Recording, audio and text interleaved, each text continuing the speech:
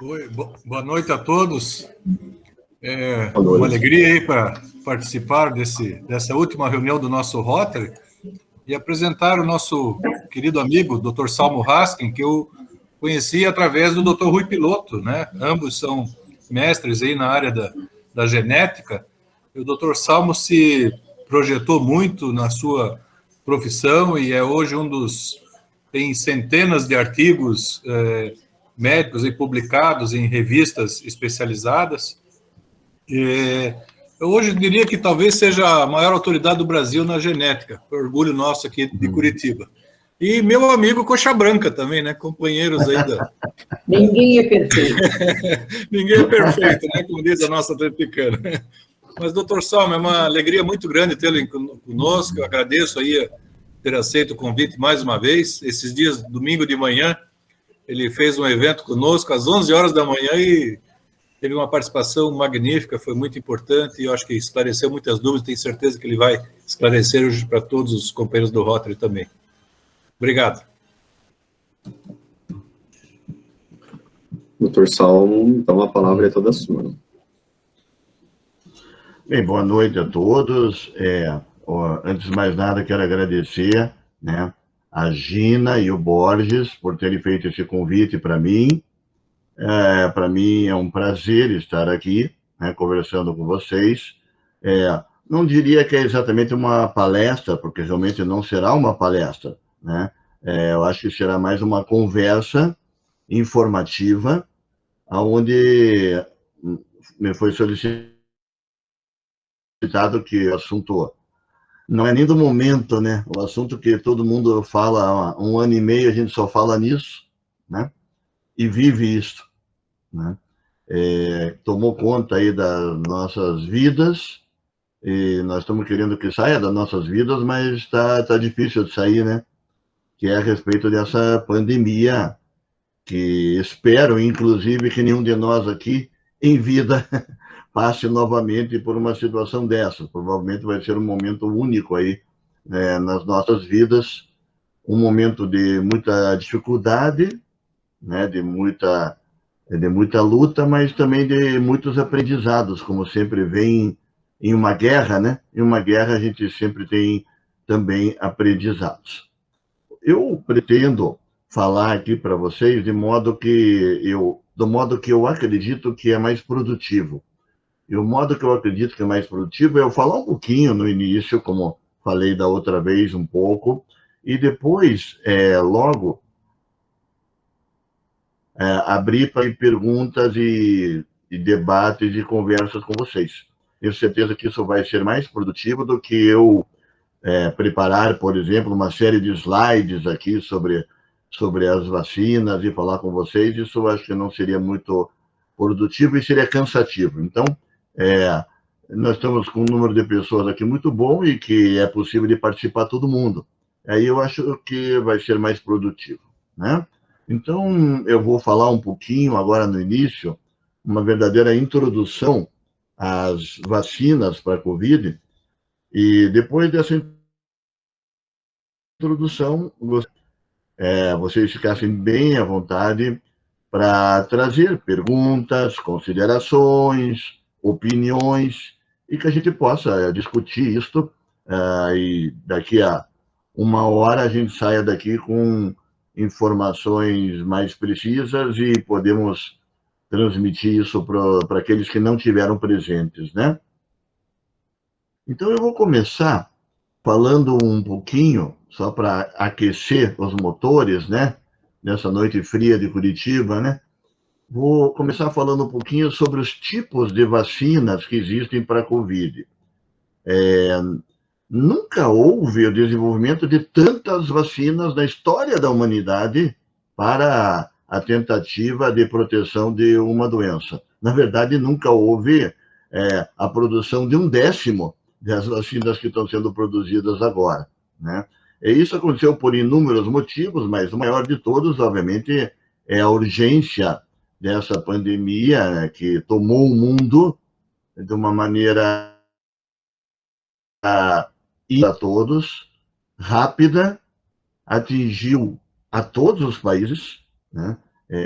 A gente até espera que uma situação dessa atinja mais países mais pobres e não atinja os países ricos, só que isso não aconteceu de modo nenhum, né?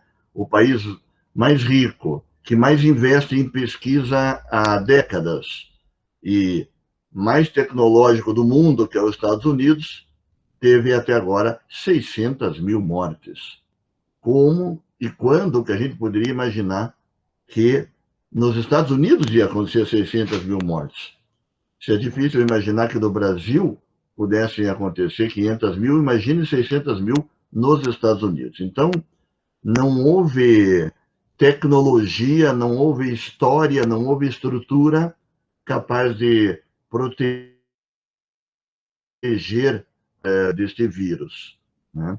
E a única coisa que realmente vai nos tirar dessa situação dramática que nós estamos no meio dela, principalmente aqui no Brasil, né? A única coisa que pode nos tirar disso são as vacinas.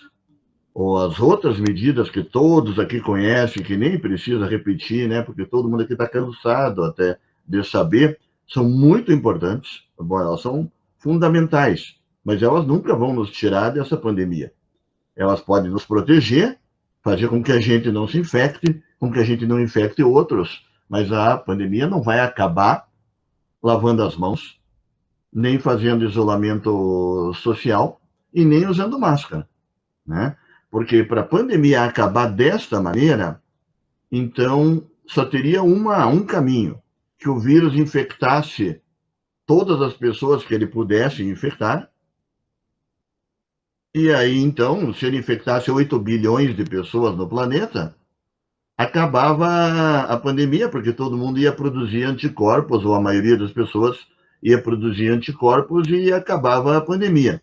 Só que, né, desta forma, o número de pessoas que iriam morrer seria ainda muito, muito, muito maior do que já está acontecendo, e o número de pessoas que iam ter as sequelas da Covid, que a cada dia que passa a gente vê que as sequelas são cada vez maiores, cada vez por mais tempo, porque o tempo vai passando, a gente vai entendendo que as pessoas, ou parte das pessoas, não ficam totalmente boas. A cada dia se descobre uma complicação mais do que se chama long COVID, né, ou COVID longo. Então, como se não bastasse, né, os milhões de pessoas mortas, nós ainda temos essas sequelas naqueles que tiveram a forma grave, né? Então, só as vacinas é que vão nos tirar disso.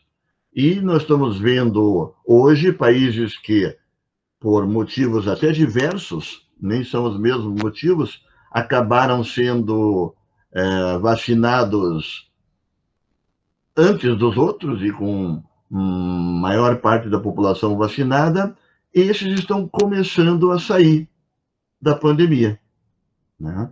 Os Estados Unidos, em muitos lugares, a gente conversa até com amigos que moram lá nos Estados Unidos, que moram em Nova York, né? Vocês lembram das cenas de TV em Nova York, o que aconteceu? Né? Aquele caos em Nova York, com mortes e tudo. Nova York hoje é uma cidade normal. Todo mundo vai para aula todas presenciais. E o país voltou ao normal. Outros países menores, como Israel, também voltaram ao normal, a vida voltou ao normal. E a Inglaterra se prepara para a vida voltar ao normal, né? E esses países só puderam chegar nesse ponto por causa da vacinação. Então, por isso que nós temos que aumentar a vacinação aqui no Brasil. Nos últimos dias, nos últimos 2, 3 dias, o número de vacinados aqui no Brasil começou a melhorar, né? Vocês acompanham assim diariamente, vocês vão ver que começamos a ter 1,5 milhão, 1 milhão e 600 pessoas vacinadas todos os dias.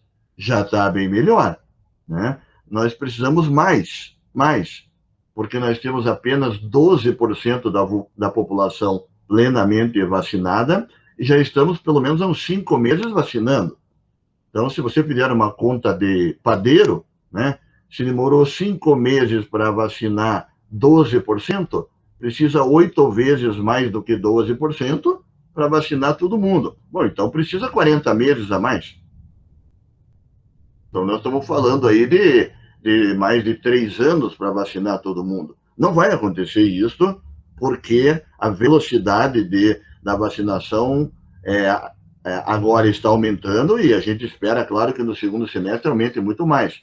Nós temos que vacinar 2 milhões de pessoas por dia, podemos vacinar até mais.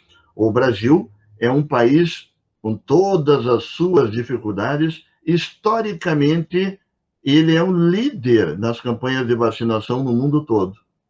Mas agora não tem sido dessa maneira pela simples falta de vacinas. Bom, existem 3 grandes grupos de vacinas. Como eu falei, já são centenas de vacinas que estão sendo testadas. Delas já chegaram na fase 4, que a gente chama, que é a fase, literalmente, de comercialização da vacina, né? E de exposição da vacina a centenas de milhões de pessoas. Aliás, mais de 1 bilhão de pessoas já receberam as vacinas para a Covid. Então, se elas eram uma coisa nova, e até eram para algumas que eu vou falar agora, bom, agora não são mais novas, né? Com milhões e milhões e milhões e milhões de pessoas que já receberam as vacinas, não podemos usar esse tipo de argumento. Mas existem basicamente 3 grupos de vacinas para a Covid. O primeiro grupo são as vacinas genéticas, as vacinas de RNA mensageiro. Essas foram a grande vedete, a grande surpresa dessa pandemia e provavelmente, a não ser que se descubra aí um medicamento que possa evitar a Covid, caso isso não aconteça tão cedo, as vacinas de RNA mensageiro, as vacinas genéticas, serão o maior ganho tecnológico de toda a pandemia. Por quê? Porque antes dessa pandemia, existiam só algumas pesquisas pequenas, envolvendo poucas pessoas com vacina de RNA mensageiro.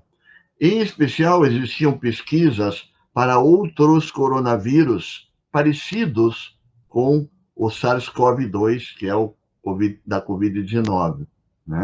Então, estavam tentando desenvolver vacinas para outros coronavírus a partir do RNA mensageiro. Que história é essa? O RNA mensageiro, como o nome diz, é uma mensagem, é uma sequência do código genético do vírus que é responsável por produzir as proteínas todas do vírus. O SARS-CoV-2, ele é capaz de produzir cerca de 27 proteínas.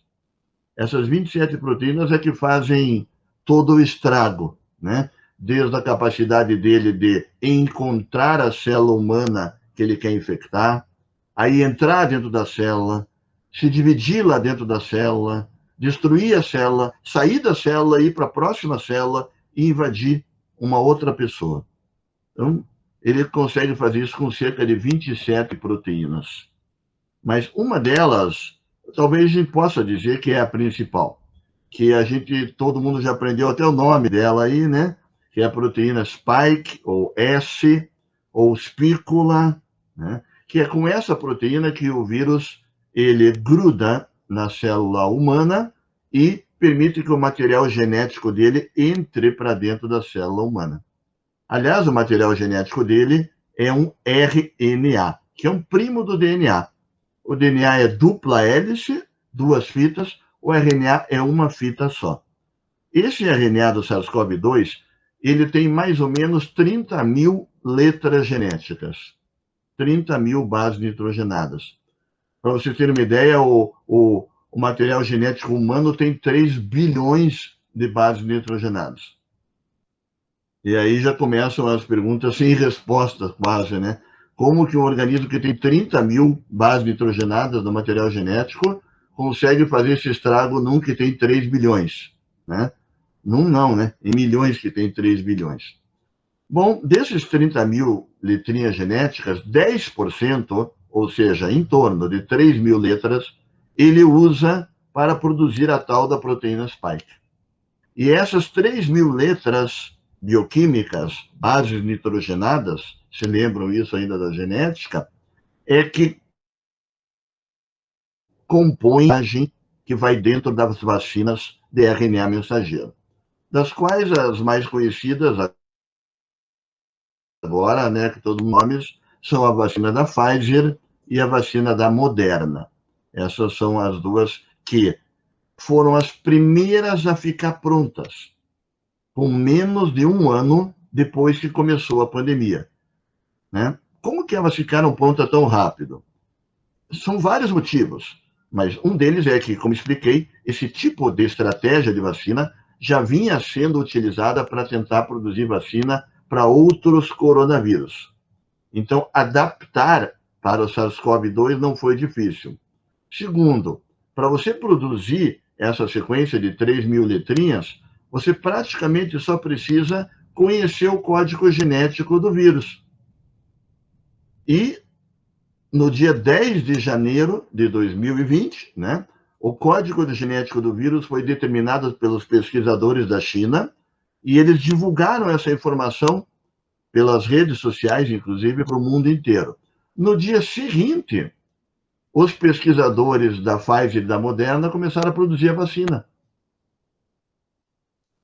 E, menos de um ano depois, eles tinham, então, colocado essa sequência do código genético dentro de uma gordurinha, né? Dentro de uma gordura bem pequenininha, e essa gordura, então, protege esse RNA mensageiro para ele não se destruir, e é isso que é injetado no nosso braço na hora que a gente recebe uma dessas vacinas.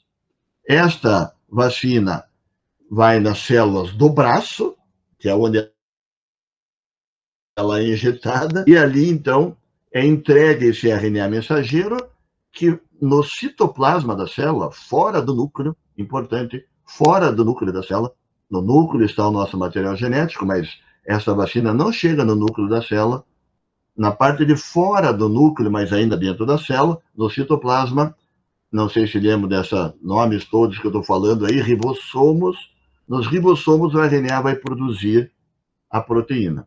E ali produz a proteína spike. E o nosso corpo é enganado achando que se tem proteína spike, deve ter o SARS-CoV-2 inteiro dentro da gente. Esse é o objetivo da vacina. Enganar o nosso corpo, não colocando todo o genoma do SARS-CoV-2 dentro dele, só 10%, fazer com que ele ache que tem tudo e que ele produza anticorpos contra a proteína spike.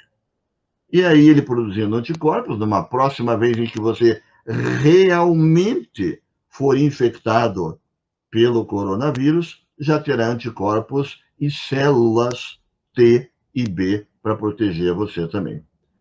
Essas vacinas foram as primeiras a ficar prontas, as primeiras, obviamente, a serem distribuídas para a população, e hoje, já passados quase 6 meses, que essas vacinas estão sendo distribuídas e que já tem outras, né, como todo mundo aqui sabe, podemos dizer, sem sombra de dúvida, elas são as mais eficazes de todas, são muito, muito seguras, podemos falar sobre isso aqui depois, porque todo produto que você coloca no teu corpo pode ter uma reação adversa. Seja um medicamento, seja um creme que as mulheres gostam de passar, pode dar uma alergia, qualquer coisa que você põe no teu corpo, pode ser uma vacina, um remédio, pode ter uma reação adversa. Isso vai acontecer com algumas pessoas. Agora, o número de pessoas que tiveram reações adversas graves com essas vacinas de RNA mensageiro foi extremamente baixo. Nem a própria Pfizer e a Moderna achavam que o número seria tão baixo assim. E esse é um ponto também, que não quero agora desviar o foco do que eu estou falando, mas aqui no Brasil, né, se imaginou que poderiam ter muitos efeitos adversos, e se tivesse muitos efeitos adversos, poderiam ter muitas ações judiciais contra o Estado brasileiro, né, nessa oferta de vacina. E aí os nossos governantes ficaram com medo que tivessem muitas ações judiciais, e esse foi um dos motivos que postergaram a compra dessas vacinas. Porém, o que aconteceu foi exatamente o contrário, já era previsível, pouquíssimos efeitos adversos, e são as vacinas mais eficientes. Muito bem. Um segundo grupo de vacina, já diferente, bem diferente, como vocês vão ver, mas que tem o mesmo objetivo. Final é o mesmo de todas: enganar o nosso corpo para que ele ache que o coronavírus entrou e produza defesas, que ficam lá por tempo indefinido. O segundo grupo faz isto colocando também uma sequência genética da proteína spike, uma sequência que vai codificar para a proteína spike também. Só que ela não fica sozinha dentro de uma gordurinha, como nas outras vacinas de RNA, ela é colocada junto com o material genético de um outro vírus. Esse outro vírus serve só para carregar para dentro do corpo, que nem a gordurinha serve para carregar. Os vírus podem ser vetores. Esse é o nome que a gente dá para essas estruturas que carregam um material genético para dentro de uma célula. Então, é utilizado em todas as que, por enquanto, né, existem na fase 4 de comercialização. O vírus que é utilizado chama-se adenovírus. O adenovírus é o vírus de um resfriado comum, mas ele não vai causar o resfriado quando entrar no nosso corpo. Por que não vai causar? Porque antes, na formulação da vacina, se retira do adenovírus os genes que justamente levam à infecção, levam ao resfriado, e os genes que fazem ele se dividir dentro do nosso corpo. Eles são retirados na formulação da vacina. E justamente no lugar físico, onde estavam esses genes, é colocada a sequência que codifica para a proteína spike. Então fica como se fosse um anel, esse vírus como se fosse, imagine um anel, um pedacinho do anel então é retirado, no lugar dele é colocada a sequência do outro vírus, que é o SARS-CoV-2, mas apenas da proteína spike. E aí você injeta isso, então, no nosso corpo, e este vírus, ele vai aí sim para o núcleo da célula, e no núcleo da célula ele vai se dividir, e ao se dividir, ele divide junto esse pedacinho que codifica para a proteína spike. E aí, então, essa sequência de DNA será transformada num RNA mensageiro, o RNA mensageiro vai até o citoplasma, e ali começa etapas iguaizinhas a das vacinas genéticas que eu falei para vocês até agora. Essas são as vacinas vetoriais. E as que a gente mais conhece, e agora já tem aqui conosco, né? É a vacina da AstraZeneca, Oxford, é vetorial com adenovírus, né? A vacina da Janssen, que acaba de chegar aqui no Brasil, né? A partir de amanhã, pessoas vão começar a ser vacinadas com a vacina da Janssen também, e a vacina Sputnik, que tem dado toda essa confusão, né? E não quero entrar no detalhe agora também, para não perder o foco, mas vou falar porque, para pegar uma carona, que a confusão da vacina Sputnik é que a Anvisa entende que naquela etapa de retirar os genes que provocam a infecção pelo adenovírus, a Anvisa acredita que em alguns lotes o laboratório Instituto Gamaleya não retirou totalmente esses genes, de modo que quando a pessoa receber a vacina, ela poderá ter uma infecção pelo adenovírus.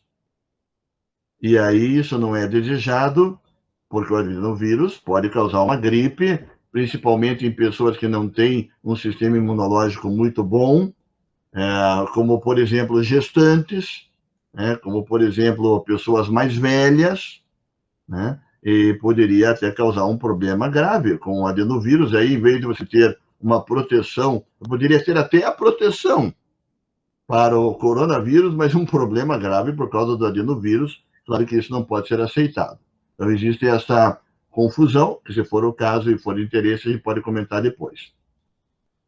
Essas vacinas vetoriais, elas são seguras, mas elas têm demonstrado mais efeitos adversos que as vacinas genéticas, como, por exemplo, todos ouviram falar de alguns casos de trombose, né?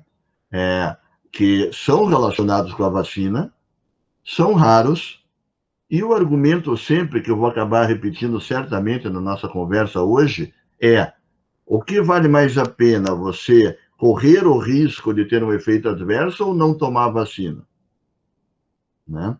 Então, a chance de uma pessoa que se infecta pelo coronavírus ter trombose, justamente trombose, é muitas vezes maior do que a chance de uma pessoa que recebe a vacina da AstraZeneca ter trombose.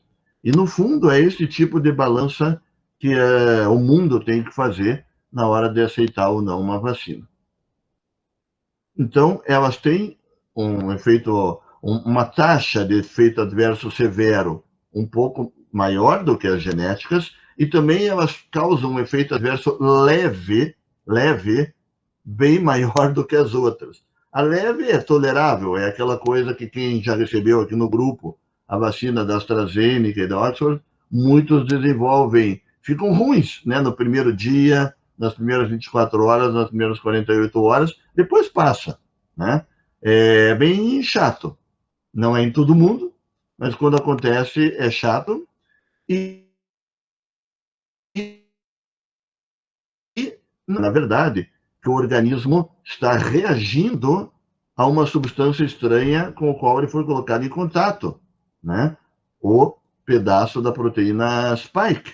Então, no fundo, é até desejado, se é que eu posso usar essa palavra, que isso aconteça. Também já aproveito para dizer que quem não teve esse tipo de reação não quer dizer que a vacina não pegou, tá? O que quer dizer é que naqueles que tiveram, muito provavelmente pegou.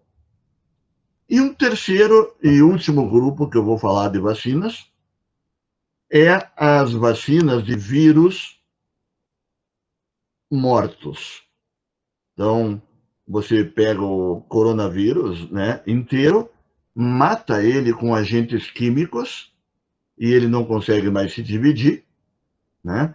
E você injeta esse vírus morto dentro do teu corpo. Essa é a vacina da Coronavac, tá? Essas vacinas são as mais conhecidas. Comecei pelas menos conhecidas, agora já estou nas mais conhecidas. Todos aqui já receberam vacinas de vírus mortos durante a vida, mais de uma, né? Então, essa tecnologia é antiga, conhecida e é bastante segura. Eu diria que é a mais segura de todas. Mas também ela é a menos efetiva de todas, né? Então, tem esse contraponto. As vacinas de vírus morto, tradicionalmente, elas têm uma taxa, né, de eficácia em torno de 50% a 60%.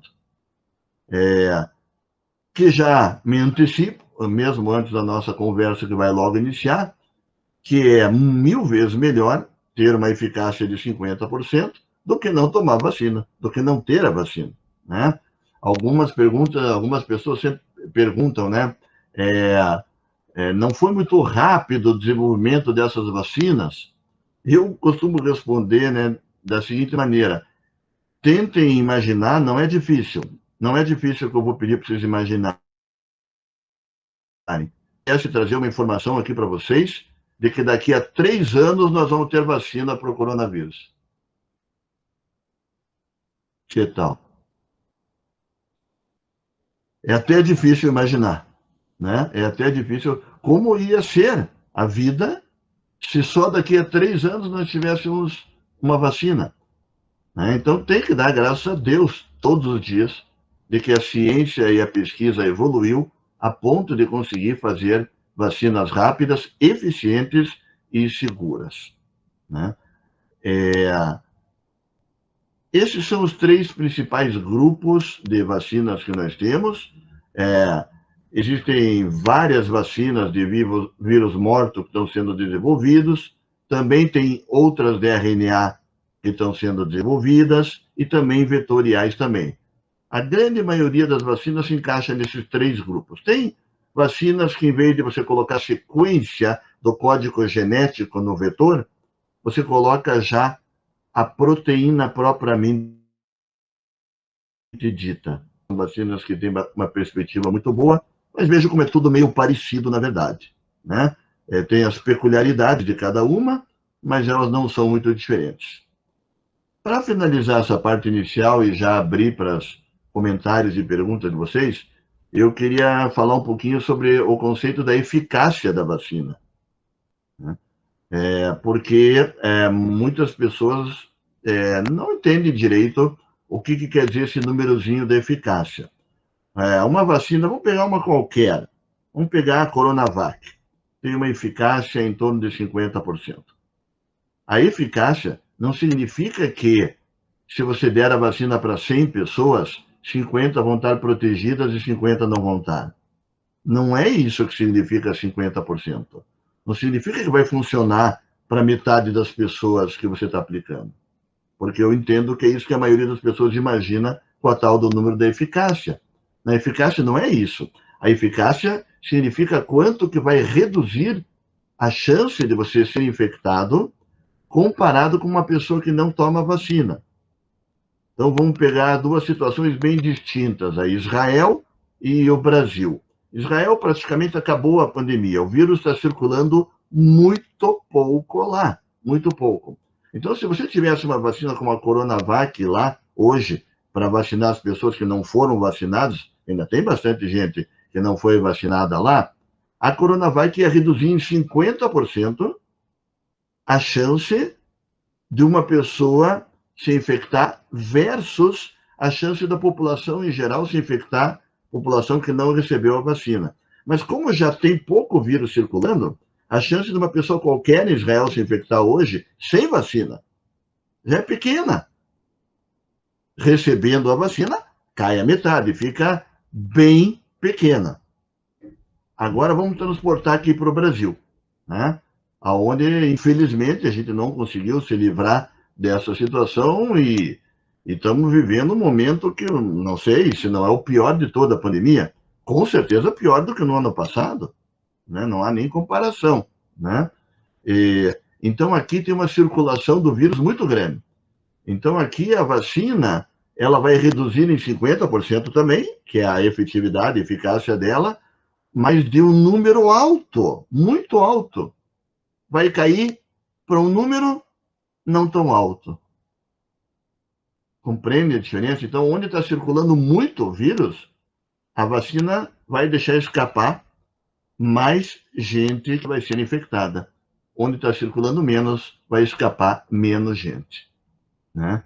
Outra coisa ainda, antes de abrir para vocês todos, a maneira como algumas vacinas foram divulgadas, não feitas, reparem que eu não estou falando de feitas, o modo como elas foram comunicadas para a população aqui no Brasil, não todas, não em geral, mas especialmente a Coronavac, né? Ela foi muito mal comunicada para a população. Passou-se a ideia, eu acho que todo mundo aqui, né, participou e ouviu e leu, não há um que não tenha lido sobre isso, que ela protegeria em 100% de doença grave e óbito. Foi dito, com todas as palavras isso. Eu ouvi 20 vezes, voltei para ouvir 20 vezes. Já era óbvio naquele momento que isso não ia acontecer. Não existe uma vacina que proteja todo mundo, gente. Vejam a melhor que nós temos. Ela não protege todo mundo, né? Então, os estudos foram feitos no que se refere a vacinados que tinham doença, com um número pequeno de pessoas. O famoso 7-0, né? Então, 7 pessoas que não se vacinaram tiveram doença grave e nenhuma pessoa que se vacinou teve doença grave. Tá, que bom. É um indicativo que a vacina funciona, né? Agora, se fosse 7.000 pessoas que não se vacinaram e tiveram doença grave e 0 que não se vacinaram, né, e não tiveram doença, era muito diferente. Muito diferente. Então, o que nós estamos vendo hoje, né? Todo mundo aqui conhece uma ou mais pessoas que receberam as vacinas, né, e se infectaram. Na verdade, isso é bastante comum. Cada dia nós estamos vendo mais pessoas aí se infectando. E também algumas pessoas que, inclusive, tiveram doença grave, e, inclusive, algumas que foram a óbito, né? Mas, o que não nos chama a atenção naturalmente? Os milhares de pessoas que ou nem se infectaram, ou se infectaram e não evoluíram para doença grave. Ou evoluíram para doença grave, mas não morreram. Para nós médicos, isso está bem claro aqui no Brasil, que todo mundo sabe que nós médicos somos os primeiros que foram vacinados. A todo dia, infelizmente, ainda tem colega médico que morreu. Em Curitiba, ontem, morreu colega médico ortopedista, né? Mas o número de médicos que estão tendo doença grave agora e que estão morrendo é muito, muito, muito menor do que antes de ter a vacina. Entende? Então, a gente precisa que o maior número de pessoas possível seja vacinada para que, se você não se infectar, você não tem como infectar uma outra pessoa também. E agora estamos vivendo essa questão das variantes, né?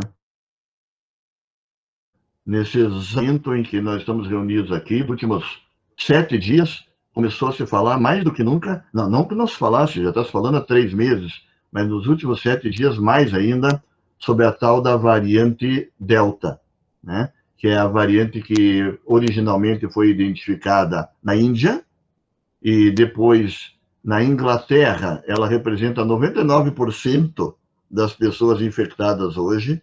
Em Israel também, praticamente todo mundo que se infecta é pela variante Delta. Nos Estados Unidos, ela ainda não tem uma prevalência tão grande, está em torno de 35%, e eles estimam que dentro de poucas semanas ela vai ser a variante prevalente. Ela, até o momento, é a pior variante que tem, no sentido da infectividade.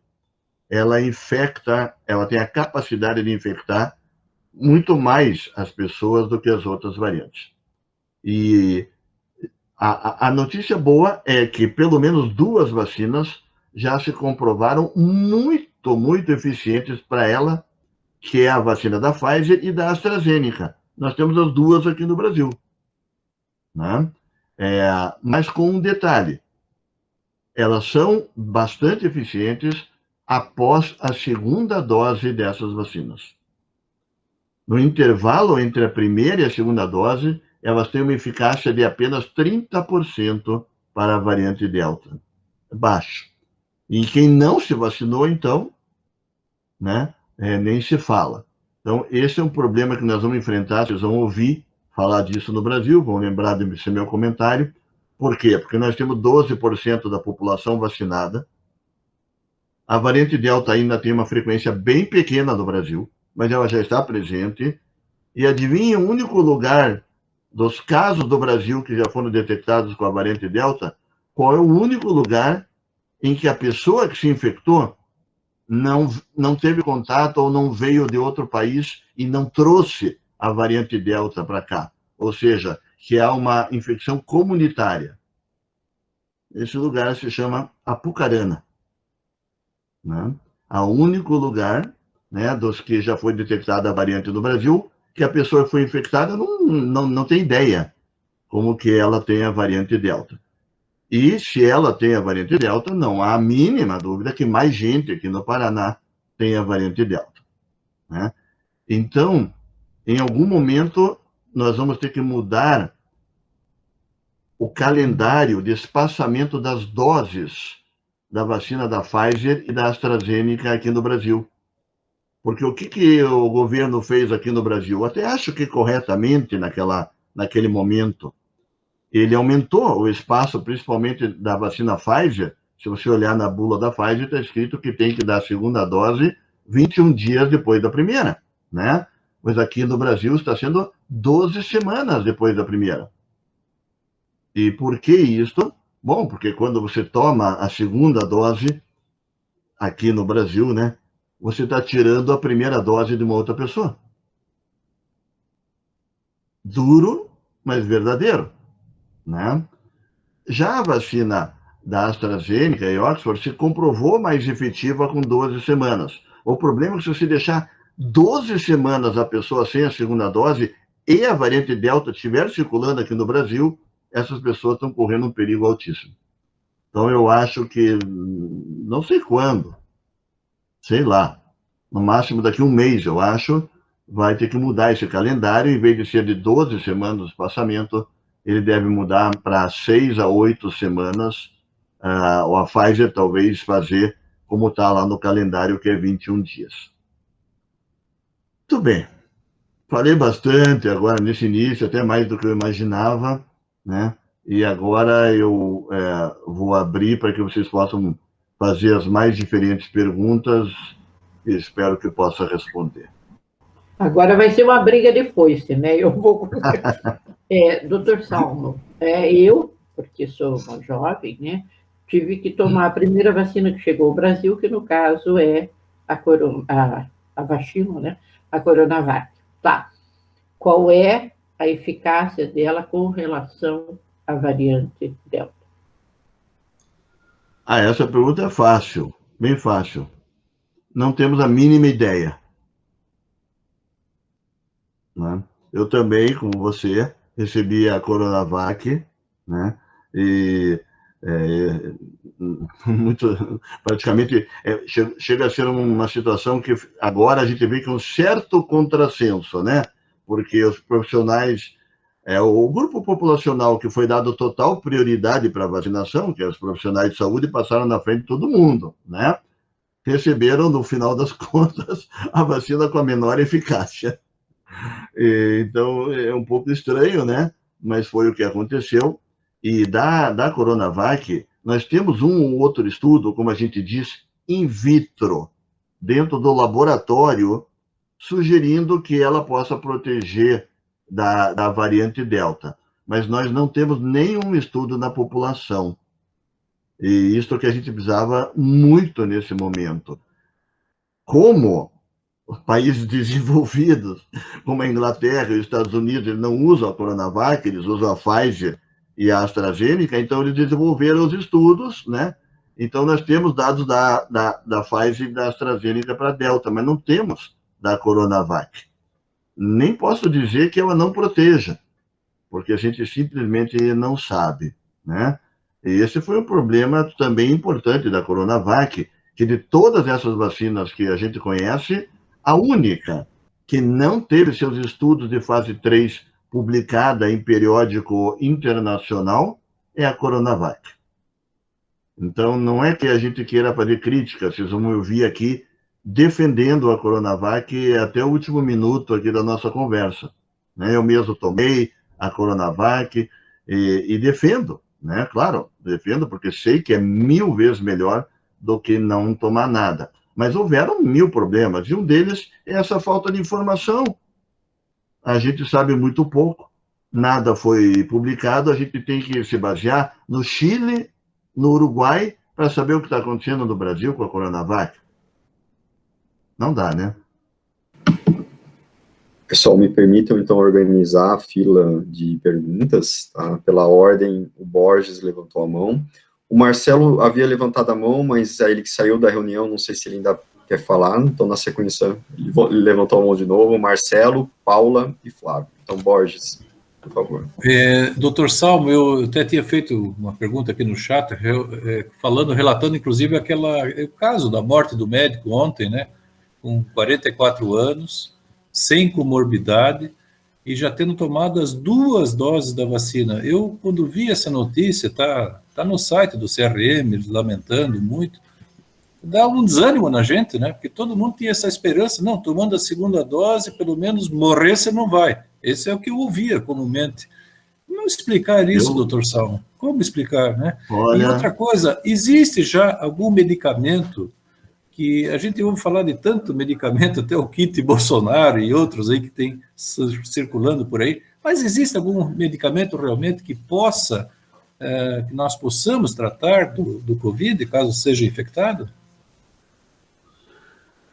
2 perguntas difíceis, né? A primeira, né, lamentar a morte do colega jovem, realmente, sem comorbidades, foi vacinado, né?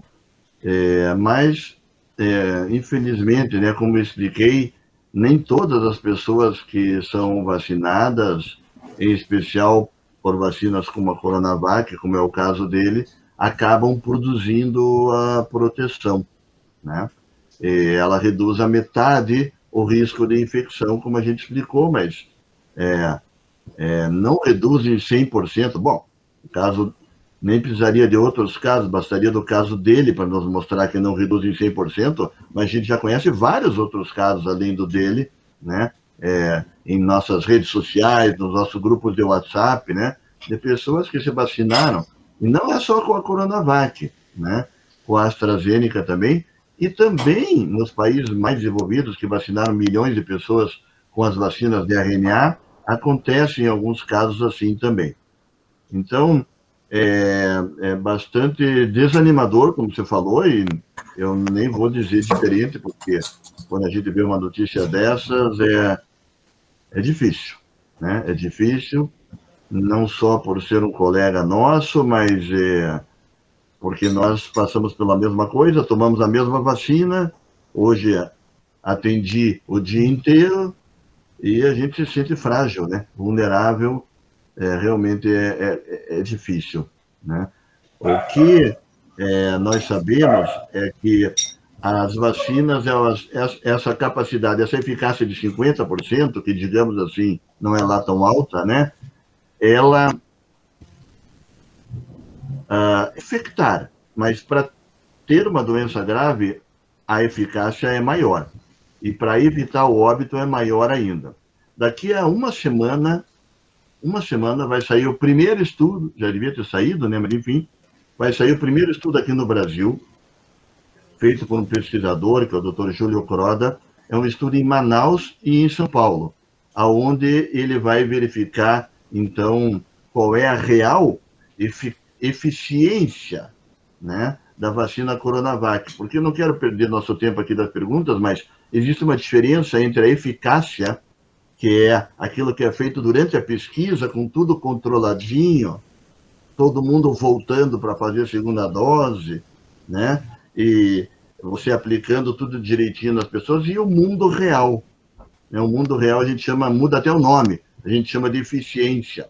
A eficiência geralmente é menor do que a eficácia de uma vacina. Então nós vamos conhecer. Além disso, quando a Coronavac foi testada, a variante, né, a variante Gama, também chamada de P1, que é a variante brasileira, ela não estava ainda tão prevalente aqui no Brasil. Mas agora ela é totalmente prevalente, e algum escape dessa variante certamente deve haver, com certeza. Eu me arrisco a dizer, apesar de que isso que eu vou falar agora é apenas uma especulação, né? Não há nenhum estudo nesse sentido, de que se fosse feita aquela fase 3 da Coronavac hoje no Brasil, com a variante prevalente, sendo a variante P1 ou Gama, ela provavelmente teria uma eficácia abaixo de 50%, que era o limite mínimo. E talvez, quem sabe, ela nem fosse aprovada, o que seria péssimo, né? Mas eu gostaria de fazer esse comentário. E quanto aos tratamentos, né? Sim, existem inúmeros tratamentos para uma pessoa que se infecta pelo coronavírus, né? Se a tecnologia do RNA foi um ganho enorme nessa pandemia, um certo, não sei se a palavra vexame é muito pesada, mas eu vou usar a palavra vexame, é que o mundo não conseguiu desenvolver um medicamento para evitar que a pessoa tivesse o coronavírus. Que todos nós pudéssemos tomar ele hoje e que diminuísse dramaticamente a chance de ter coronavírus. Ou um medicamento que, no momento que você se infectasse, você tomasse ele e diminuísse dramaticamente a chance de ter doença grave ou morte. Esses até existem, mas não é dramaticamente, diminuem razoavelmente a chance, são chamados anticorpos monoclonais, que é um tipo de uma vacina imediata no momento que a pessoa se infectou. Mas são medicamentos caros, muito caros, pouco acessíveis aqui no Brasil, né? E que pouquíssimas pessoas estão tendo acesso, e também não são a salvação para o Covid. Então, se houve um avanço como as vacinas de RNA mensageiro, houve uma frustração gigantesca de a gente não ter esses medicamentos. Há toda uma politização, né, uma polarização em cima da história do medicamento e do tratamento precoce, né? Mas quem é o profissional de saúde que não gostaria de ter um tratamento simples e precoce para minimizar os danos da Covid? Eu não tenho dúvida que 100% dos médicos gostariam, né? Não vou entrar em detalhes nesse assunto tão polêmico, mas nesse momento está se fazendo um estudo bem importante sobre a ivermectina, que a ivermectina não se sabe ainda direito se ela teria essa capacidade ou não. E está se criando até uma certa celeuma, porque como o planeta Brasil se dividiu em quem apoia e quem não apoia, né, os tratamentos precoces, parece que tem gente torcendo para que não dê certo essa pesquisa da ivermectina. Eu não entro nesse grupo. Estou torcendo para que dê certo, né, para que ela se prove eficaz, um medicamento extremamente barato, simples, e a gente poderia, então, ter algo, não uma bala de ouro, mas alguma coisa que pudesse diminuir um pouco. Mas essa é a parte mais difícil de todas. O mundo não conseguiu desenvolver ainda esse medicamento que evite a replicação viral. Senão, cá entre nós, os países mais desenvolvidos, como os Estados Unidos, a Europa inteira, estariam usando esse medicamento todos os dias lá. E todos nós sabemos que esse não é o caso. Obrigado, professor Salmon. Só uma questão de ordem também, o protocolo tem que fazer um trabalho chato, né, de organizar e também colocar o limite, senão é uma reunião que a gente vai até meia-noite. No momento, nós temos mais 6 pessoas com a mão levantada, ou seja, 6 perguntas pela frente. Eu vou encerrar, então, a reunião nesta 6ª pergunta, até também para não tomar demasiadamente o tempo do professor Salmon. Eu mesmo gostaria de fazer uma pergunta, né, sendo biólogo, né, doutor em saúde pública, tenho diversas perguntas, mas por respeito a todos presentes aqui, eu também não vou fazer a minha pergunta, vou passar a palavra para o Marcelo Passos, que foi quem levantou a mão na sequência, caiu, mas voltou e levantou a mão. Então, Marcelo, a palavra é sua.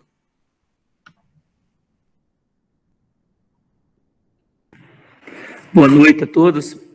Dr. Salmo, parabéns pela palestra. Eu estive acometido do Covid, dia 31 de dezembro, fiquei internado até o dia 23 de janeiro, e saí com algumas sequelas, né, de brônquios, e também estou diabético, que eu não era, tudo sequência, ou era predisposição, sei lá eu, né?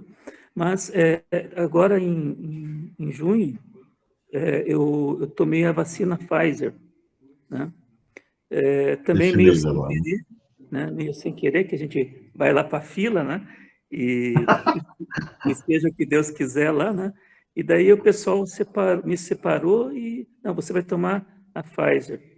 E daí a minha pergunta é o seguinte, que quem teve Covid, se falando em mesma variante, ou até nessas demais variantes que têm ocorrido, a gente é suscetível de ter recaída nisso sem a vacina, e eu com uma dose e tendo tido o Covid grave, né, essa função grave, se eu estaria já, entre aspas, 100% protegido contra as variantes até o próximo ano, alguma coisa nesse sentido, né?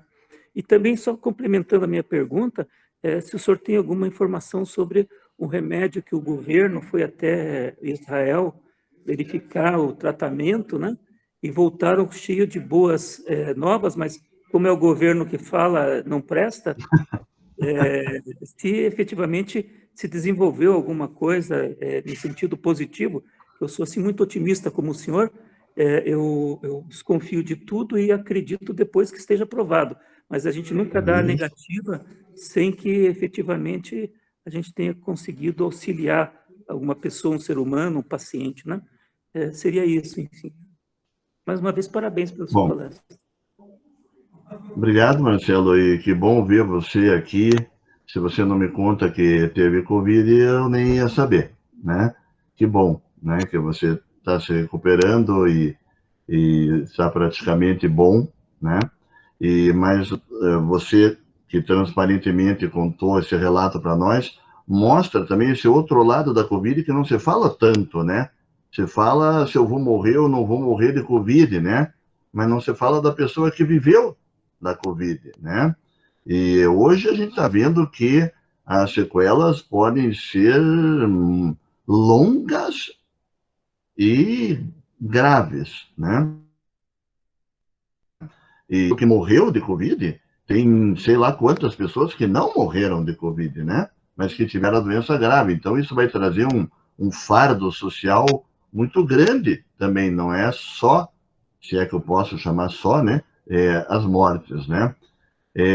Uma notícia boa, se é que, né? Como você falou, a gente é otimista também, né, Marcelo? Tem que também ter notícias boas, senão a gente não aguenta, né?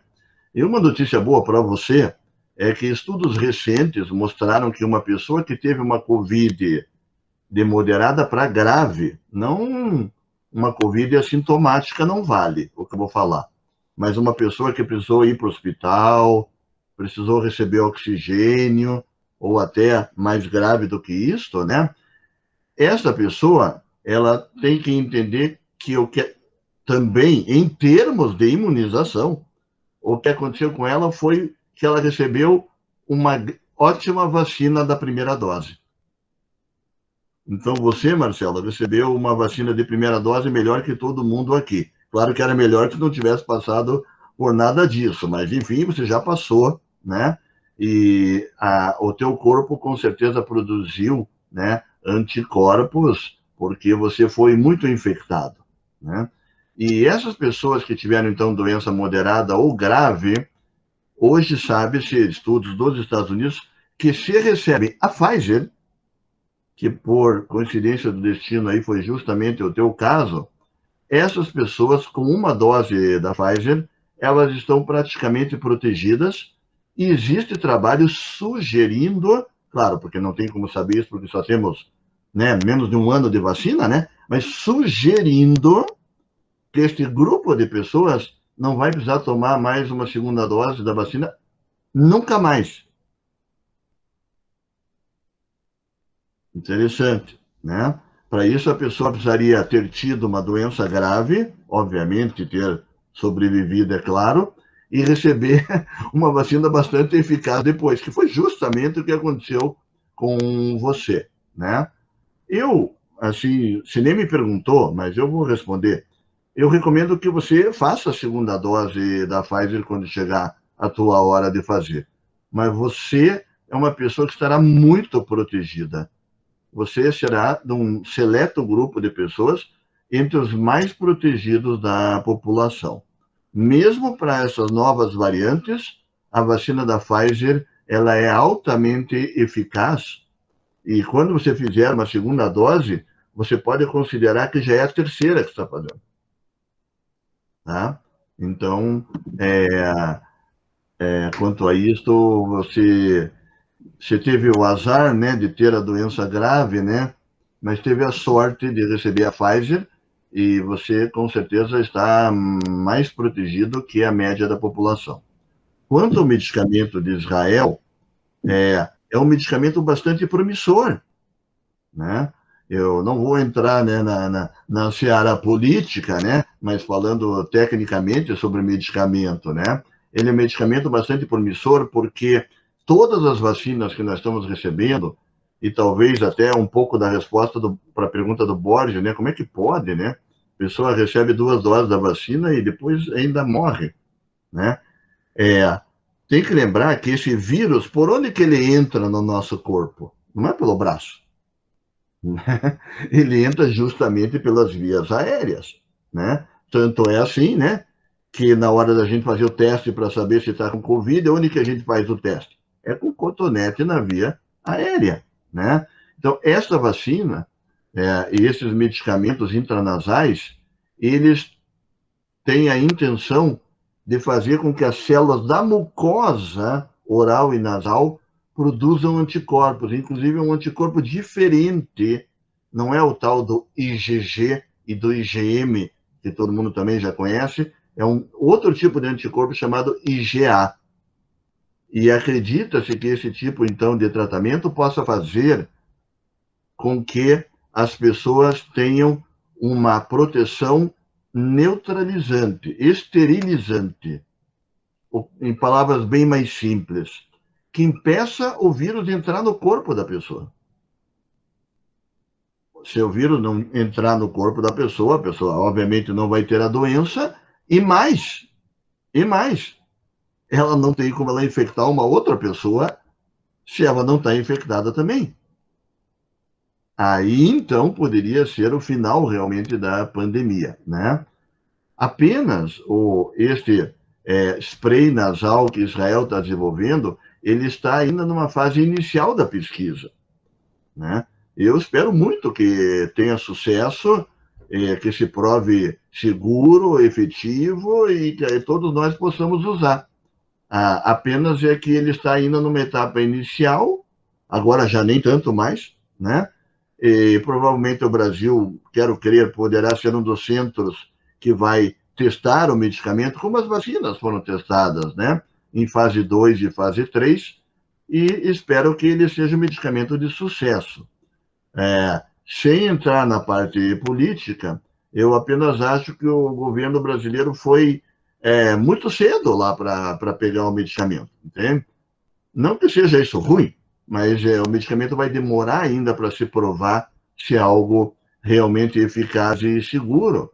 E, como você sabe, nós estamos vivendo um momento muito ruim, de muitas mortes, muitos casos, a gente precisa de alguma coisa agora, né? Lembro como que eu comecei a conversa aqui falando, imaginem, tentem imaginar, que não é fácil, se eu viesse aqui hoje para contar para vocês que teremos a vacina daqui a 3 anos.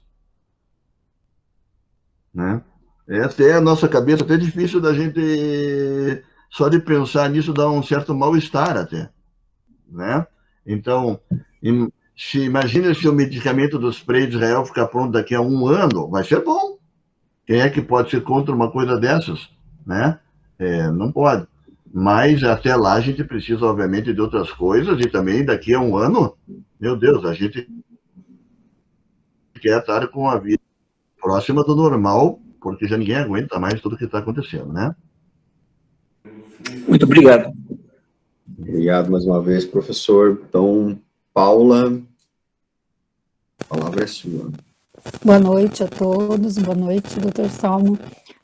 O Passo já adiantou um pouquinho a minha pergunta, que seria justamente sobre as sequelas, tá? Meu pai e minha mãe se infectaram, meu pai infelizmente faleceu, eu tenho certeza que todo mundo aqui tem algum conhecido, alguém próximo que faleceu, mas como você mesmo falou, existem os que sobreviveram, né? No caso, eu estou lidando aqui com a minha mãe, e conheço muitas pessoas que se infectaram e que, apesar de não ficarem com sequelas muito de ter que fazer fisioterapia pulmonar, elas ficaram com algumas sequelas, assim, por exemplo, o sabor, o paladar, uma reclamação muito grande, assim, de falta de foco, de falta de atenção, perda de memória. Eu sei que vocês não têm estudo porque isso nunca aconteceu, mas assim, qual a percepção de vocês? Vocês acham que algumas dessas sequelas podem ser permanentes ou vocês acham que ao longo do tempo, que ninguém sabe quanto tempo, a pessoa volta a ficar 100%? Essa é uma pergunta, né, difícil, né, Paula, de responder, porque como você mesmo quase que respondeu a pergunta, né? Porque é tudo tão novo, Paula, nessa pandemia, e eu tenho lido muito, estudado bastante, mas mesmo as coisas que eu estou falando aqui, daqui a 3 meses, muitas delas podem não ser verdadeiras, né? A gente sabe disso, né? Porque a gente sabe muito pouco ainda sobre a Covid, né? Por que uma pessoa se infecta, a outra não? Numa mesma casa, 2 pessoas se infectam e 2 não se infectam. Mas a gente não tem a mínima ideia, né? Não estou fugindo da pergunta, mas apenas queria dizer o quanto a gente não sabe ainda, né? Então, algumas sequelas, talvez, e eu tenho que dizer talvez, porque senão não estaria sendo honesto, né? Talvez sejam para sempre, sabe? Porque o vírus ele tem a capacidade de destruir a célula. Ele entra dentro da célula, aí ele destrói a célula e vai para a próxima célula. Bom, é assim que ele causa o problema no pulmão, né? Senão a gente não teria o problema no pulmão. Ele vai destruindo e vai causando uma pneumonia no pulmão. Então, se ele entra, por exemplo, na célula do bulbo olfatório e destrói o bulbo olfatório da pessoa, a pessoa vai ficar sem, né, com a hiposmia, anosmia, talvez para sempre. Não é o comum, isso podemos dizer com certeza. O comum é que a maioria das pessoas vai se recuperar, né, dessas lesões do long COVID, mas não é impossível que a gente veja que algumas das sequelas ficarão para sempre, sabe? E só realmente, Paulo, só o tempo vai nos responder, porque nós estamos no olho do furacão. E esse tipo de pergunta tão importante, eu acho que só daqui uns 3 anos é que nós vamos poder saber responder isso, sabe?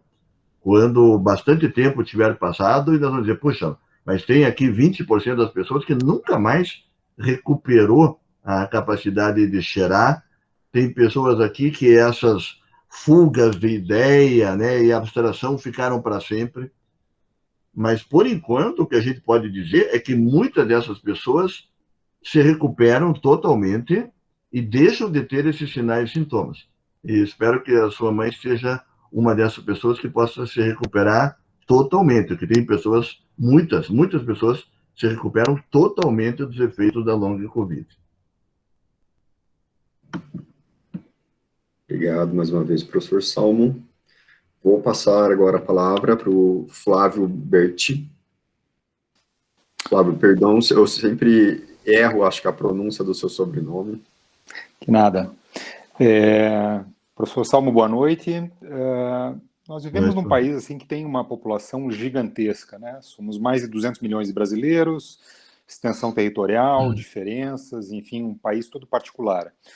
Mas nós temos uma vacina que chegou hoje ao Brasil, da Janssen, que pode ser aplicada em dose única, ou melhor, ela é aplicada em dose única e tem a efetividade talvez até maior do que algumas outras vacinas, ou do que todas as outras que precisam de 2 doses. A minha pergunta é a seguinte, qual a diferença aí no processo de produção, na tecnologia utilizada, ou enfim, na composição que leva a nós termos uma vacina, e me parece, salvo engano, uma apenas, que pode ser aplicada em dose única como a Janssen, quando todas as demais demandam uma segunda aplicação, e nós até não sabemos se eventualmente, a partir do próximo ano, não precisaríamos eventualmente de um reforço de vacina. O que tem de diferente nessa vacina da Janssen? As perguntas que vocês estão fazendo não são fáceis de responder, hein? Se fossem fáceis, não precisava perguntar, né? Se mesmo já sabiam, né? Mas o Flávio tem razão, né?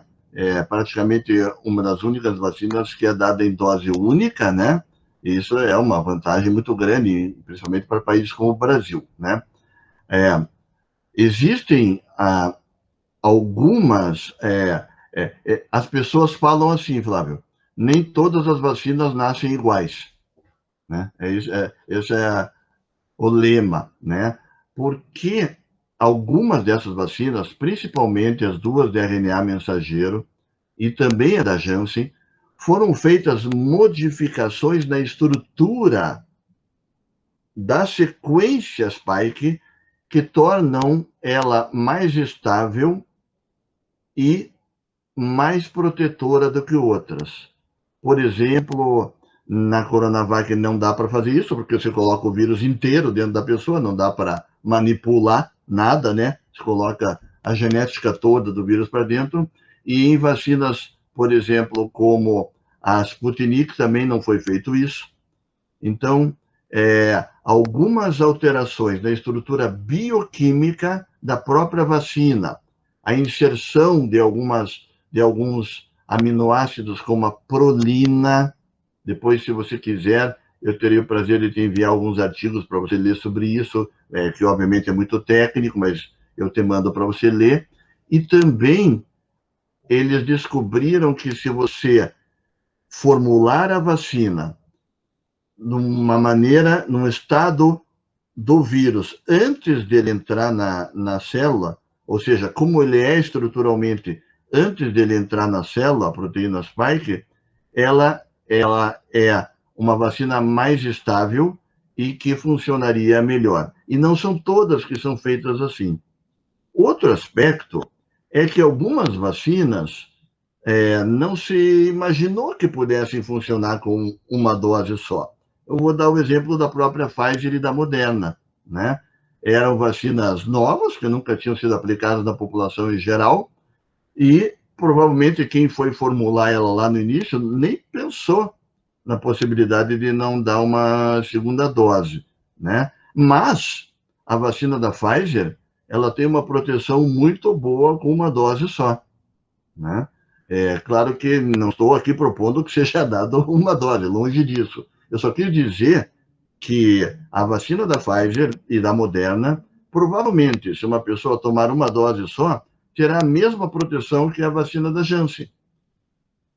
Para não dizer mais do que a vacina da Janssen, entende? Mas elas não foram projetadas para isso durante a fase de pesquisa, e daí agora mudar o jogo no meio do campeonato não dá, né? Porque a gente sabe qual que é a eficácia dela para 2 doses, aí de repente falar, mas agora vai ser uma dose só, não tem como fazer uma coisa dessas. Já a Janssen, desde o início, se propôs a fazer numa dose única. Mas veja que eu me lembro, Fábio, que no começo, quando começou a se falar da vacina da Janssen, né, se falava, elogiava bastante, até hoje a gente elogia. Que bom que nós estamos recebendo hoje aqui no Brasil a vacina da Janssen. Mas se imaginava que a eficácia dela ia ser lá no começo, né? E ela também, na vida real, mostrou uma boa eficácia, como você bem colocou. Eu colocaria ela abaixo das vacinas de RNA, mas acima das vacinas tradicionais vetoriais, como a AstraZeneca, né?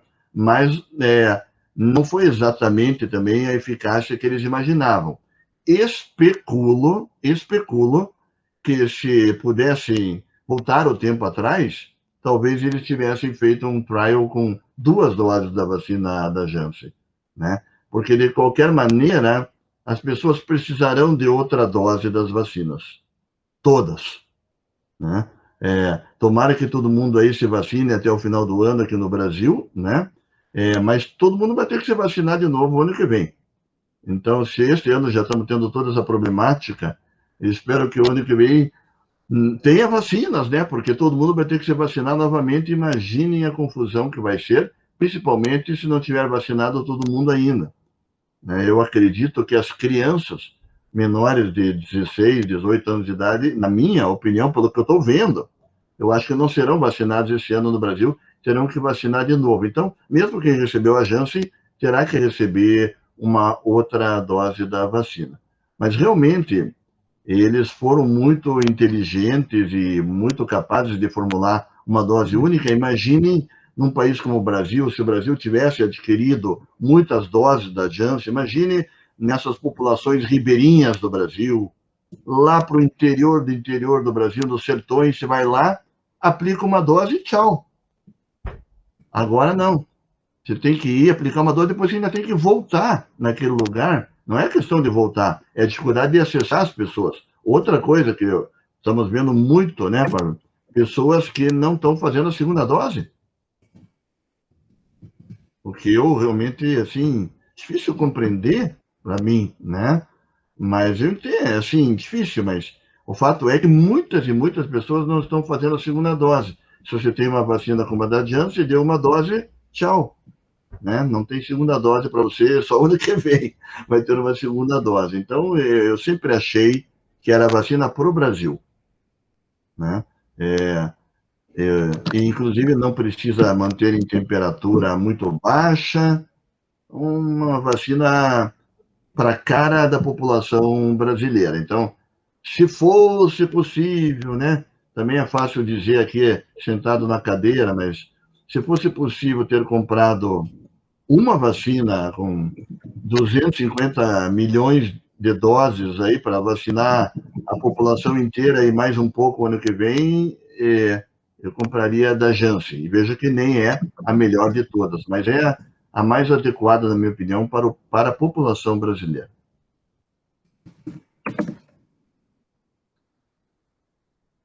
Obrigado, professor Salmo. Pessoal, eu vou aproveitar para pedir, então, que quem queira trocar informações com o professor Salmo, coloque o WhatsApp aqui no chat, ou encaminhe para a Gina, para que ela possa encaminhar para o professor Salmo. E tem uma questão de ordem, né? Nós temos ainda 2 perguntas, e temos, já são 9h25. Eu temo tomar demasiadamente o tempo do professor Salmo. Então, queria consultar aqui. Não tem problema. Não tem problema? Então, não tem problema, mas 2 perguntas não tem problema nenhum. É um prazer para mim. Perfeito. Então, Vilmarise e depois, na sequência, a Gabriela. Boa noite. Parabéns pelas explicações.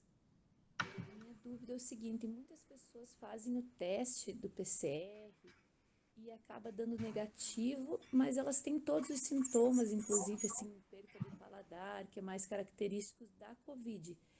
O que o doutor orienta nesse caso? Porque a maioria não se mantém isolado porque o teste deu negativo, mas está com sintoma aparentemente. Então, não sei o que o doutor orienta. Ficou bem baixinho, né, Vilmarise? Mas eu vou tentar falar o que eu entendi, porque eu entendi alguma coisa. Eu entendi que você fez uma pergunta a respeito de pessoas que têm sintomas, né, típicos da COVID, né, mas fazem o teste de PCR e dá negativo, né? Como é que podia explicar uma coisa dessas, né? Então, é uma boa pergunta, porque ela é diferente um pouco das outras que nós falamos tanto de vacina, né? E está fazendo uma pergunta de um outro aspecto interessante também, né?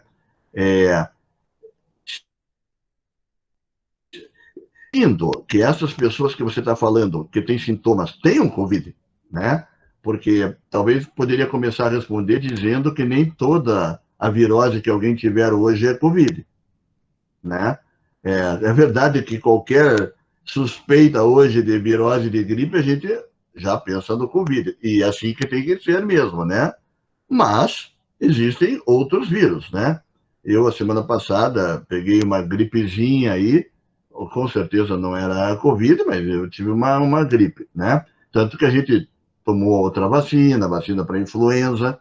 Então, a primeira resposta que eu daria pode ser que não seja exatamente Covid, né? Aí o teste, claro, obviamente daria negativo, né? Mas se a pessoa tem sinais evidentes de Covid, né? Daí já não pode ser outro vírus, né? Então, neste caso, pode ser alguns aspectos. A técnica de PCR, o que a gente chama de padrão ouro para o diagnóstico, né? Não, antes ainda gostaria de falar mais uma coisa. Tomar cuidado com diferentes exames que estão sendo oferecidos por aí, né? Você usou o termo técnico certinho, né? Técnica de RT-PCR para COVID. Mas eu perguntaria para essas pessoas, a primeira coisa que eu pergunto quando eu sou consultado por uma questão como essa, que teste que você fez? Eu fiz um teste aqui de PCR, então você pode mandar uma fotografia aí do teste e tal, daí a pessoa fez um teste de antígeno. Aí o teste de antígeno não é a mesma coisa que o teste de PCR, ele tem uma sensibilidade menor, ele só detecta cargas virais altas. Não que ele seja ruim, mas ele só detecta quando a pessoa está muito infectada já pelo Covid. Portanto, ele não é muito recomendado nos primeiros dias depois que a pessoa, em tese, ou talvez se infectou, porque aí não deu tempo do vírus se dividir dentro do nosso corpo e ter uma carga viral alta. Aí você faz o teste e dá negativo. Por exemplo, eu sei que, eu até vou falar do Rio de Janeiro, para não falar de Curitiba, essas festas que acontecem lá no Rio de Janeiro, na entrada das festas, eles estão fazendo esse tipo de teste. Se a pessoa der positivo, ela não entra. Se der negativo, ela entra. E isso é uma barbaridade, né?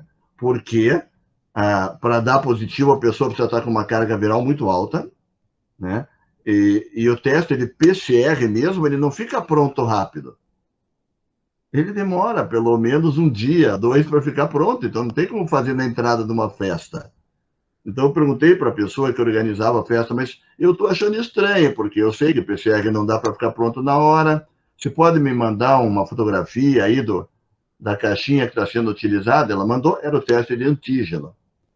Mesmo assim, o vírus, ele demora de 5 a 8 dias depois que você tem os primeiros sintomas para atingir uma carga que é detectada pela PCR. Entende? Então, não adianta também você falar, puxa, eu acho que eu me contaminei hoje e fazer uma PCR, ela vai dar negativa. Então, existe um momento certo para fazer o teste, que é onde tem mais chance de dar alterado, é claro, se a pessoa se infectou. E, por último, além de todas essas explicações, ainda tem a questão da coleta propriamente dita, né? Que você, não sei se você já fez um teste desses aí, que é bem chatinho, por sinal, né? Você coloca o cotonete e se a pessoa não fizer a coleta direito, não colocar profundamente o cotonete, ela pode não chegar lá onde está a carga viral também e dar negativa. Ou seja, todos esses que eu expliquei são motivos de falsos negativos. E pode acontecer, né? Então, se a pessoa realmente tiver com sinais e sintomas bem evidentes, ela pode pensar em repetir o teste de PCR, talvez repetir no outro laboratório, ou talvez repetir em outro momento, né? Para que ela se assegure que ela realmente não está com o vírus, pela saúde dela e pela saúde de todos os outros que ela está em contato durante esses dias em que ela tem um teste negativo, né? Tá bom? Obrigado, professor Salmo, e vou fazer uma correção aqui, porque o Flávio, ele tinha levantado a mão, acho que ele abaixou por algum momento, e então são 2 perguntas, mas tendo em vista que tanto o Flávio quanto a Gabriela também foi muito gentil em entender também nosso momento e não tomar demasiadamente o tempo do professor Salmo, eles colocaram as perguntas aqui no chat e eu vou juntar as 2 perguntas, professor, porque de repente, respondendo em conjunto, a gente economiza um pouquinho da sua agenda. Então, o Flávio, ele pede para o senhor comentar um pouco sobre outras vacinas, a indiana e a russa, acho que a russa até o senhor já comentou um pouco no início da palestra, e a Gabriela fez uma pergunta bastante técnica, Gabriela, que gostaria de saber como o senhor interpretaria os resultados dos anticorpos neutralizantes no caso de quem recebeu a Coronavac. Então, se o senhor puder responder essas 2 últimas perguntas. 2 ótimas perguntas para fechar nossa conversa, né? Queria mandar um abraço para o meu amigo Flávio Bortolozzi, né? Amigo de longa data, é um prazer estar aqui com ele e prazer também responder a pergunta dele, né? E, então, realmente, existem outras vacinas vindo por aí, né? As outras vacinas, coitadas, elas acabaram sofrendo um pouco, porque como vieram essa avalanche, né, de 6, 7, 8 vacinas que a população inteira está usando, isso atrapalhou muito quem chegou em segundo lugar na segunda leva. Porque vamos lembrar que para você fazer a fase 3 da vacina, a princípio, você precisa de voluntários, né? Que vão, então, alguns receber a vacina e outros não receber a vacina, né? E depois vamos ver quem é que se infectou dentro de alguns meses, né? Só que agora as pessoas já receberam vacina, as pessoas também têm países que já nem tem mais a circulação do vírus alto, então houve um prejuízo muito grande para os estudos clínicos das outras vacinas que não conseguiram chegar junto na corrida, né? Mas nós temos a vacina da Sputnik, que eu fiz no comentário, né? Mas que merece mais um pouquinho de comentário, eu vou aproveitar a pergunta do Flávio para falar, né? Que é uma vacina teoricamente muito boa, né? Os russos, eles têm um conhecimento tecnológico de vacinas muito grande, eu diria que maior que o Brasil, né? Então, às vezes a gente pode ter algum, sei lá, algum preconceito, estereótipo, mas isso aí a gente tem que deixar de lado porque eles têm, com certeza, alta tecnologia. Tanto é que antes de começar, né, no desenvolvimento da vacina, veja o que os russos fizeram. Eles já bolaram uma estratégia muito inteligente. Eles já sabiam que a tal da vacina com o vetor poderia, na hora que você coloca um vírus, como adenovírus no corpo, né, que ela poderia, o nosso corpo, produzir anticorpos não só contra o SARS-CoV, né, contra a spike, mas contra o próprio adenovírus, né? Bom, e se produzisse anticorpos contra o adenovírus, na hora que você vai dar a segunda dose da vacina com adenovírus, o nosso corpo já tem anticorpo contra o adenovírus circulando, a segunda dose não pega. Foi o que certamente aconteceu com a vacina da Oxford, da AstraZeneca, e daí eles, sem querer, querendo, descobriram que se você espaçasse mais as duas doses, você conseguiria minimizar esse efeito do anticorpo. Mas a Sputnik, não. Desde o primeiro momento, eles já desenvolveram o segundo adenovírus com um adenovírus diferente do primeiro. Justamente e somente com esse objetivo. Então, vai o primeiro vetor, né? Carrega lá a proteína spike, o corpo pode até produzir anticorpos contra o primeiro vetor, mas a segunda dose é outro vetor. E o corpo ainda não tem anticorpos. Então, veja que era uma vacina, assim, tecnicamente, que, puxa, era muito animadora e tudo. E como vacina, eu acredito que ela seja muito boa. O que está causando um problema é na hora de manufaturar essas vacinas, ou seja, transformar ela daquela vacina da pesquisa, que era para, sei lá, 10 mil pessoas, 20 mil pessoas, produzir isso agora para 50 milhões de pessoas, ou 100 milhões de doses, ou 500 milhões de doses. É outra história, né? É outra história. E nessa parte, parece que os russos não estão conseguindo desenvolver com qualidade a versão comercial, se é que eu posso chamar assim, da vacina, né? Mas eu ainda acredito que possa ser uma vacina muito boa. Milhões de pessoas no mundo já receberam a vacina Sputnik, e algumas delas, a Argentina, por exemplo, é um país que recebeu bastante, né? Como todo mundo sabe, a gente não sabe de efeitos adversos graves e aparentemente tem uma taxa boa de eficácia.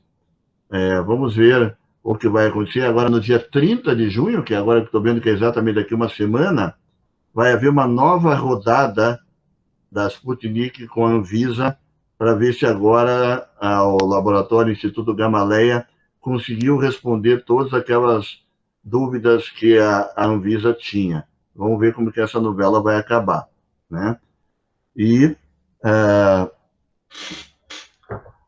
existe também a vacina só para falar de mais uma, da Novavax, que é uma vacina bastante promissora também, porque ela vem já com a proteína. Então, ela é diferente de todas que a gente falou até agora. Porque todas que a gente falou até agora, ou é o RNA, ou é o DNA que vai produzir o RNA, que vai produzir a proteína. Essa da Novavax, ela já vem com a proteína. Então, você vai injetar a proteína spike dentro da pessoa. E parece ser bastante promissora. Talvez seja a próxima vacina a ser aprovada pelo FDA nos Estados Unidos, né?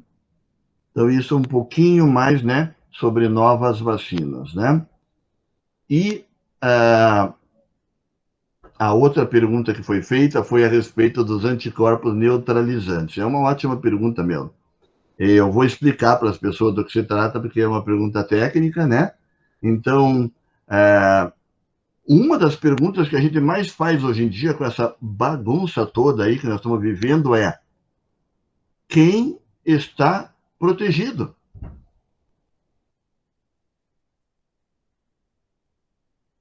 Quem está protegido? É quem teve a Covid grave, é quem tomou a vacina A, Quem tomou a vacina B ou quem tomou a vacina C, ou todo mundo ou ninguém?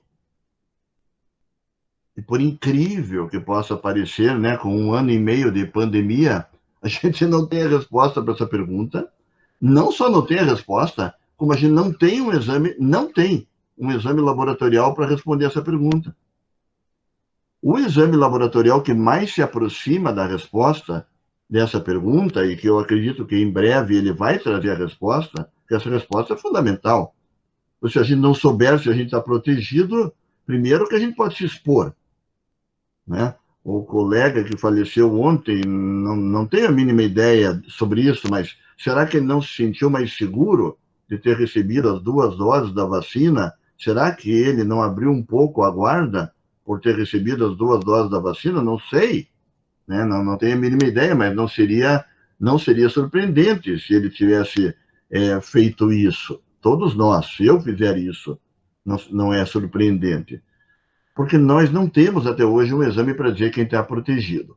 O exame que mais se aproxima disso é o exame que ela comentou, chamado de anticorpos neutralizantes. Essa palavra neutralizante, ela quer dizer o seguinte: nem todo anticorpo que o nosso corpo produz contra o coronavírus, ele é muito eficiente em bloquear a entrada do coronavírus no corpo. Mas alguns anticorpos são mais especializados para fazer isso. Não somente, mas principalmente aqueles que vão contra a proteína S. Né? Já que a proteína S é tão importante para o vírus para entrar dentro do nosso corpo, o anticorpo que neutralizar, e daí vem o nome, né? Essa função da proteína S vai ser um anticorpo que, em tese, vai nos proteger contra o SARS-CoV-2. Então, existem testes hoje em dia que se chamam, né, dosagem de anticorpos neutralizantes. Mas, mas se existe isso, então por que já não é a resposta para quem está protegido ou não? Porque até hoje o mundo inteiro não sabe qual é a concentração, a dosagem desses anticorpos neutralizantes que protegem uma pessoa. Em palavras mais simples, todo mundo aqui já fez exame laboratorial. Não vem com aquele valor de referência? De tanto a tanto é normal, menos do que o menor ali é pouco, mais é muito, né?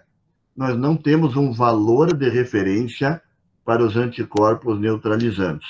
O termo técnico que a gente usa nós não temos um correlato de imunidade. Mas quer dizer o seguinte: a gente não sabe quanto desses anticorpos protege. Então, eu fiz esse exame. E eu queria saber, né, se eu tinha produzido, e apareceu lá bastante anticorpos. Mas o que é bastante, hein? Será que esse bastante, não pode ser bastante ou pouco? Eu estou protegido? Não sei. E aí o meu colega, que fez o exame junto comigo, não deu nada de anticorpos neutralizantes no exame dele. Será que ele está totalmente desprotegido? Também não.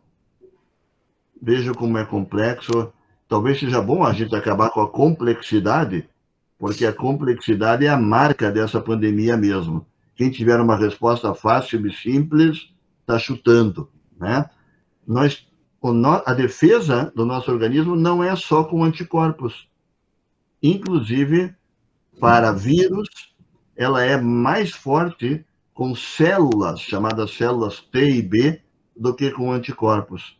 E muitos pesquisadores acreditam que, se você produz essas células T e B, você provavelmente estará mais protegido do que se você produzir anticorpos.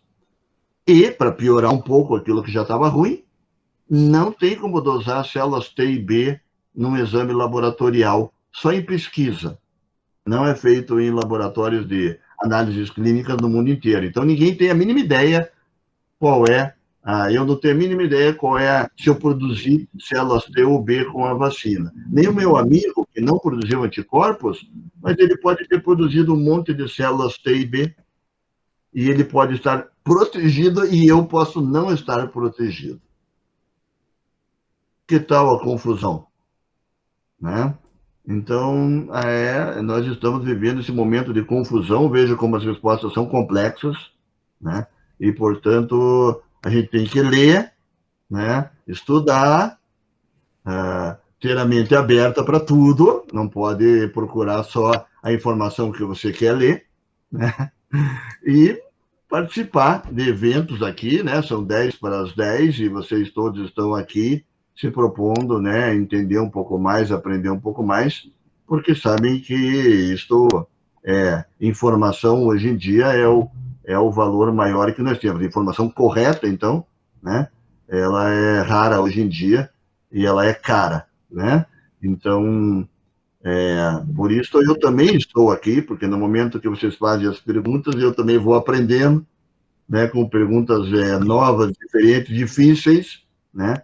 Eu também vou aprendendo e já sei de coisas que eu vou ter que estudar depois de ter participado aqui com vocês, né? Com as perguntas que vocês fizeram. Professor Salmo, mais uma vez, obrigado. Pessoal, eu vou pedir imensas desculpas por ter assumido esse papel de controle do tempo. Eu vi que tem algumas perguntas ainda no chat. Eu vou tomar a liberdade de anotá-las, encaminhar para a nossa presidente Gina, que vai encaminhar para o professor Salmo, e depois ela encaminha de volta a resposta.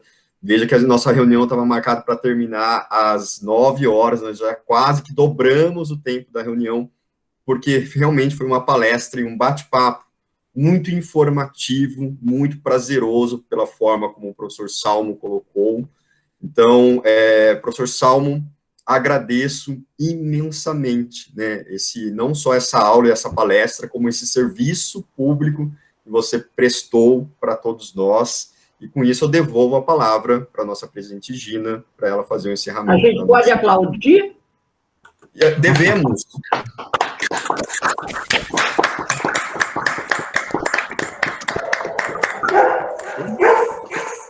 Até o cachorro aplaudiu, Gina, porque foi bom mesmo. Unanimidade. Unânime.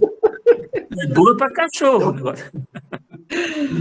Eu agradeço a presença de todos, e principalmente do doutor Salmo, que salvou minha última reunião da minha gestão, fez com que ela fosse a melhor de todas e a mais instrutiva. Adorei, muito obrigada pela sua participação, pela sua ajuda aos rotarianos, porque foi realmente uma grande ajuda essa informação que você trouxe aí, que, nossa, já tinha sido um sucesso, agora foi muito mais. E pode ter certeza que as pessoas que estão aqui vão ser multiplicadores, até porque um objetivo do Rotary também, incentivar as vacinas, né? Porque muita gente é contra, não quer tomar e tal.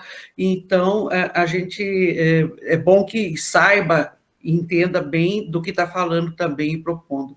Muito obrigada, Salmo. Espero que na próxima gestão você volte para a gente com novas notícias. Boa noite a todos, gente. Boa noite, boa noite. Boa noite, boa noite. Boa